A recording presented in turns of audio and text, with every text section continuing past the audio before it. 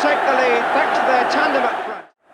Case, good turn. Oh, yes! To receive the FA Cup from Her Royal Highness, the Duchess of Kent. For a man like Jimmy Greenhoff, who is almost 80, to collapse at Old Trafford is a sad sight. But for many fans, it was a shocking reminder of a life that has seen unbelievable highs, but also a private struggle that brought him to rock bottom. In August 2019, Jimmy Greenhoff was at Old Trafford to watch a match. He was there as a club legend, the 1979 Player of the Year, and the man who won them the 1977 FA Cup. Suddenly, that respect was broken when Greenhoff was taken ill and rushed to the hospital. A club spokesman confirmed that Jimmy Greenhoff was taken ill and that everyone at the club wished him a speedy recovery. This public moment of weakness was a glimpse into a life story defined by extreme highs and terrible lows.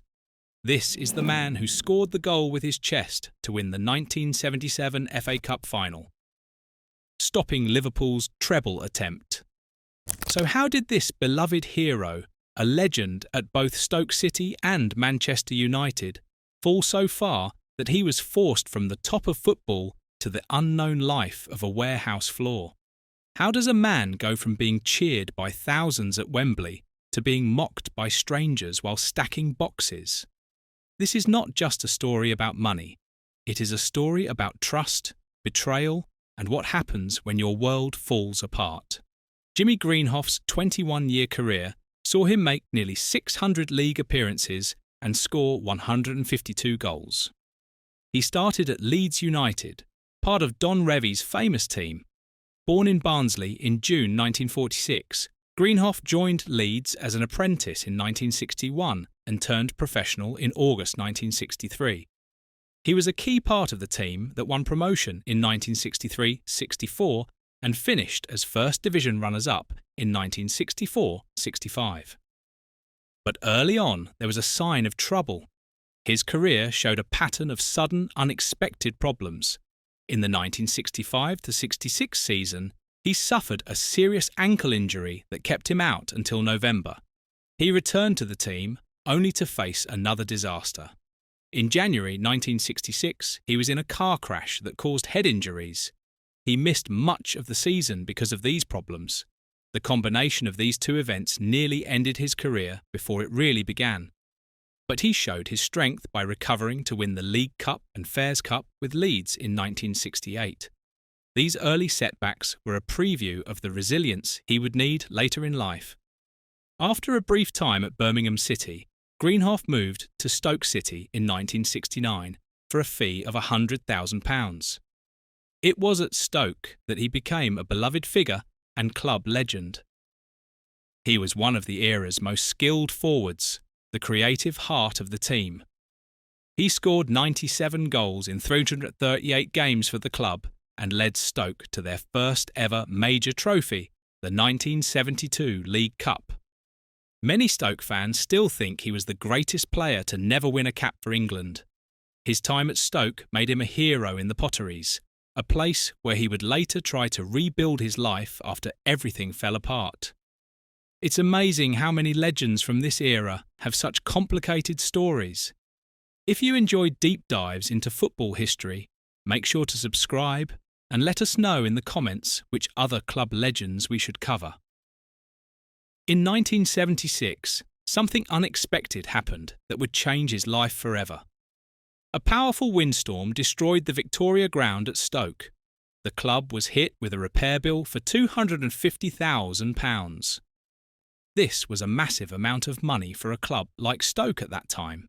Desperate for money, Stoke was forced to sell their biggest star, their most valuable asset. In November 1976, Tommy Docherty's Manchester United bought Greenhoff for £120,000. This financial disaster, completely random and beyond anyone's control, was the very thing that pushed Greenhoff to the next stage of his career. It brought him together with his brother, Brian Greenhoff, at Old Trafford. At Manchester United, Greenhoff's legend was set in stone. He arrived in time for the 1976-77 FA Cup campaign. In the 1957 FA Cup final, United faced a Liverpool team trying to win an unprecedented treble. This was one of the biggest games in English football history.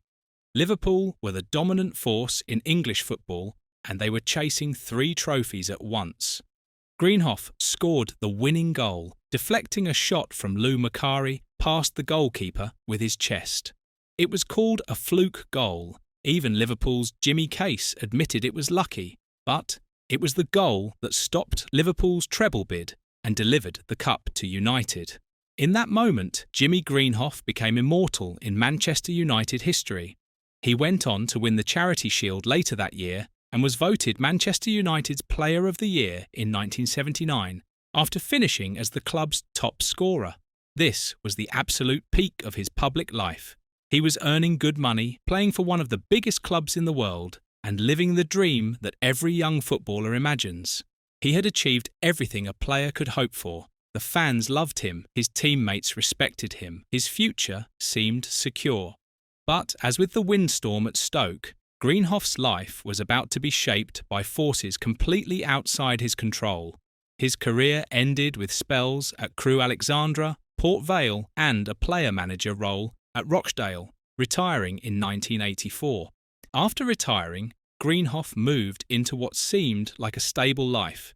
He ran his own insurance business in the Stoke area, the place where he was still loved and remembered. This was a respectable path for a retired professional. He was staying in the community, using his name and reputation to build something for his future. For a while, everything seemed fine. He had his business, his family, and the respect of everyone who knew him. Life after football was working out. But in 1996, this stable life fell apart. Greenhoff faced total financial ruin. This was not a failed investment or a bad business decision. It was not the economy or bad luck. This was a deliberate personal betrayal by someone he trusted completely.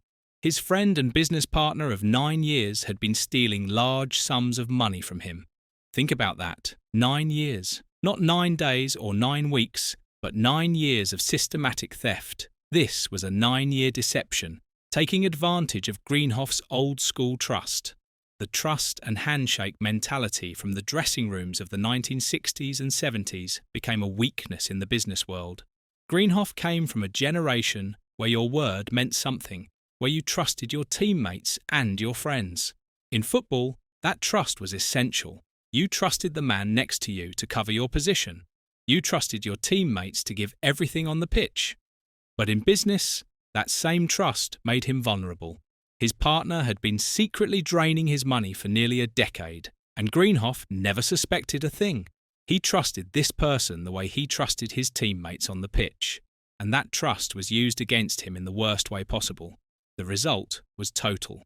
In his own words, "I lost everything 12 years ago, my business, my house, and almost my health." The man who had been worth £120,000 in 1976 was left with nothing. His business was gone, his house was repossessed, his savings were gone. Everything he had worked for, everything he had built after his playing career, was taken from him. This was his rock bottom. This was the moment when Jimmy Greenhoff, the FA Cup hero, had absolutely nothing left.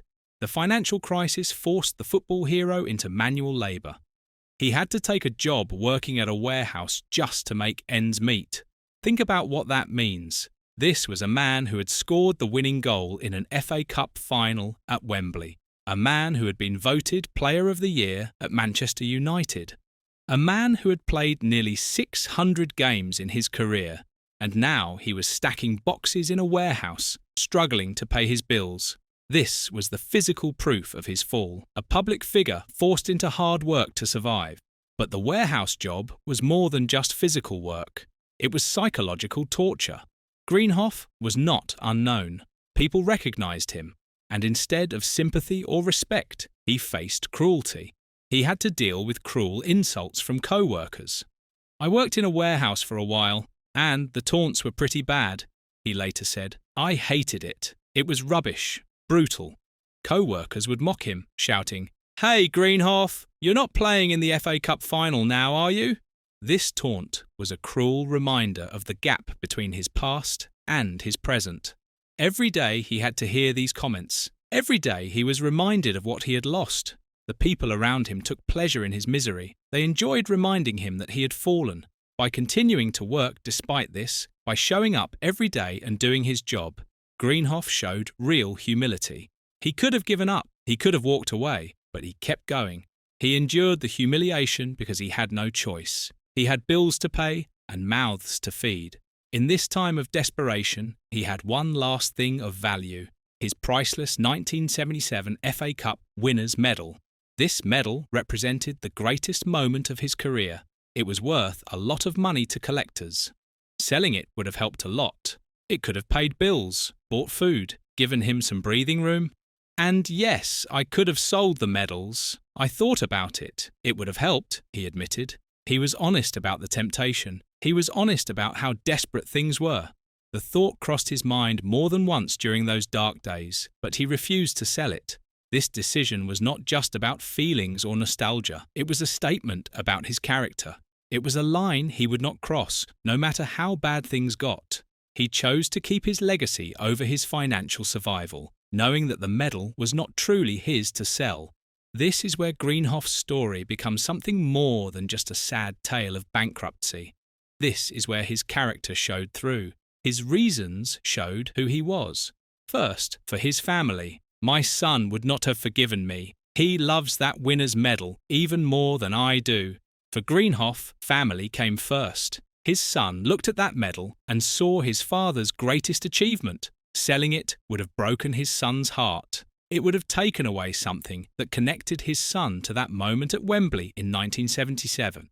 Second, for the fans. And what would the fans have thought? That medal belongs to them too. They supported me and United all the way. How could I sell it? This statement shows something profound about how Greenhoff saw his career. The medal was not just his. It belonged to everyone who was there that day. It belonged to the fans who cheered him on. It belonged to the people of Stoke who loved him and the Manchester United supporters who made him Player of the Year. Selling it would have been a betrayal of all of them. It would have meant putting a price on something priceless. His partner could steal his money, his business, and his house. But his history, his honour, and his connection to the fans were not for sale. This is the moment that defines Jimmy Greenhoff's life. Not the goal at Wembley, not the Player of the Year award, but this moment when he had nothing left except his integrity, and he chose to keep it. He lost his house, but he kept his honour. Greenhoff eventually found a more stable job at a pharmaceutical company in Stoke-on-Trent.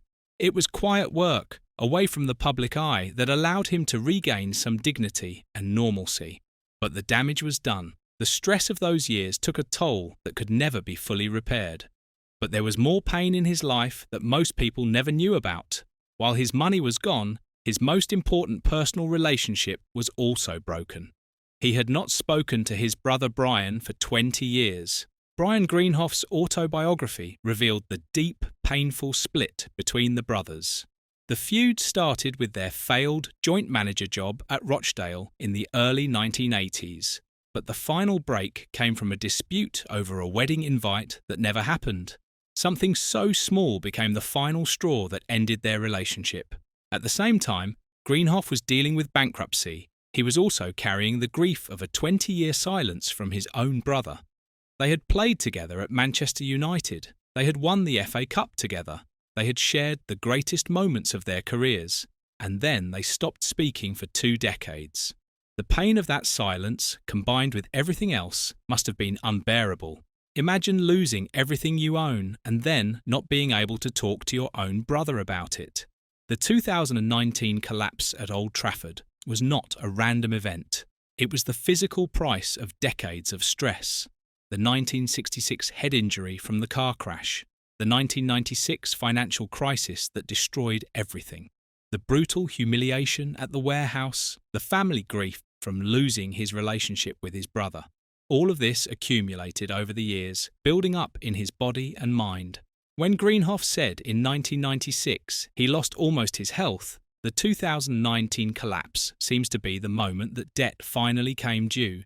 His body kept score of all the trauma, all the stress, all the pain, and eventually it gave out.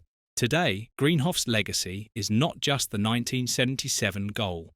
His story is a powerful warning about how vulnerable players from that generation were. They worked in an era of high trust and low financial knowledge. Without the protection of modern sports management, there were no financial advisors, no agents protecting their interests, no one watching out for them.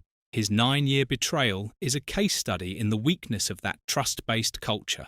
It shows what could happen when good men were taken advantage of. Many players from that era faced similar problems, but few talked about it publicly. Greenhoff's willingness to share his story helped shine a light on these issues.